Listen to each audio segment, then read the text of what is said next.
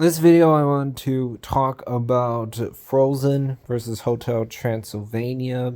I've seen all of these movies. Here's the thing though, when it comes to Frozen, there's nostalgia here because I saw Frozen 2 in theaters with my parents. When it comes to the first Frozen movie, when I originally watched that movie, it was actually with my parents, along with an aunt and uncle on my dad's side, their kids, my cousins. I do not have that kind of nostalgia for Hotel Transylvania. I watched all these movies for the first time on my own within the past 2 years.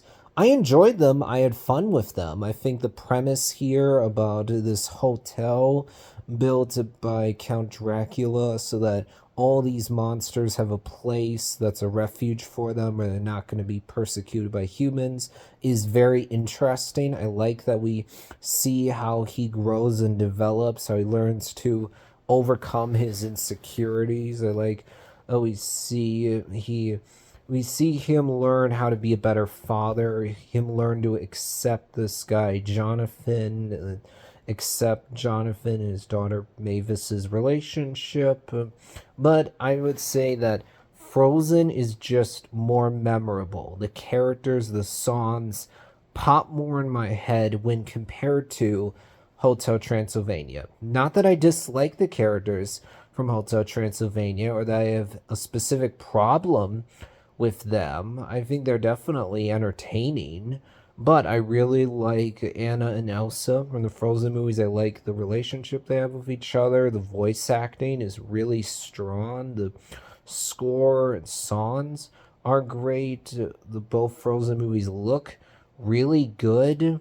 I think it's interesting that in Frozen 2 there isn't a villain. You have a character who was a villain in the past, that being Anna and Elsa's grandfather, but this character is not alive anymore in the time of Frozen 2. So you have forces that first are being an obstacle. Like you have the elements that ensure the people of Arendelle are out of the town, though this is actually for a good reason. And you have like, the giants, but they're just giants that are not particularly intelligent. So you don't have any kind of traditional villain. Whereas in Frozen 1, you do have a villain. I do like the idea of Hans, the idea of this guy who seems to be a classic, standard Disney prince, and then you learn, oh, he's actually not that at all. It's pretty powerful. I like Frozen 2 elaborates more on what was going on with Anna and Elsa's parents, why they did what they did. It makes it so you can understand a bit more why they chose to try to handle Anna and what was going on with Anna and Elsa the way they did. Though you certainly still are like, did they go about it in the best way? Probably not, but I can understand why they did what they did. Also, I think that Olaf is a really funny character. So many of his jokes make me laugh.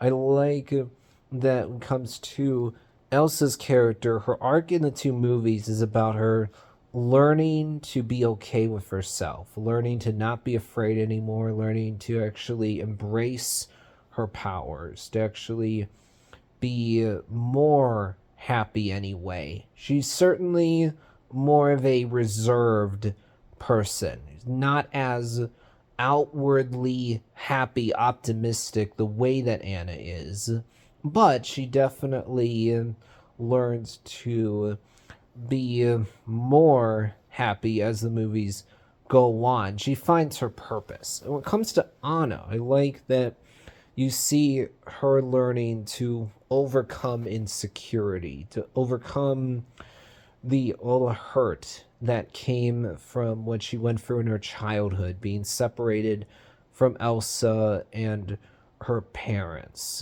And in the second movie, by the end, you see her really be a hero. And then you see her be the queen of Arendelle. So you see that Anna now actually is more confident taking on a leadership role. She still definitely loves Elsa, but each of them knows what their purpose is. I really enjoy that. I'm a big fan of both Frozen movies. I don't have too many issues with either one of the movies. Sure, with the first Frozen, a lot of the best songs are in the first half, then after Let It Go, the best songs are not happening at that point. And we get to Frozen 2. Sure, by the end, it's like, okay, Arendelle didn't actually have to pay any price, even though it was set up before that because of the way they treated the people of this forest in the past, because of the misdeeds of Anonos's grandfather, Arendelle has to pay the price for that. These other people were wronged by Arendelle in the past. In the end, Arendelle is just saved. There's no actual consequences for Arendelle. But still, I think Disney did a really good job with both movies. So I definitely prefer Frozen to Hotel Transylvania. I feel like there's more to talk about with Frozen. Whereas with Hotel Transylvania, there's things about it I can talk about. I'm glad I watched all those movies, but not quite as interesting as Frozen. I'll wrap things up for this one.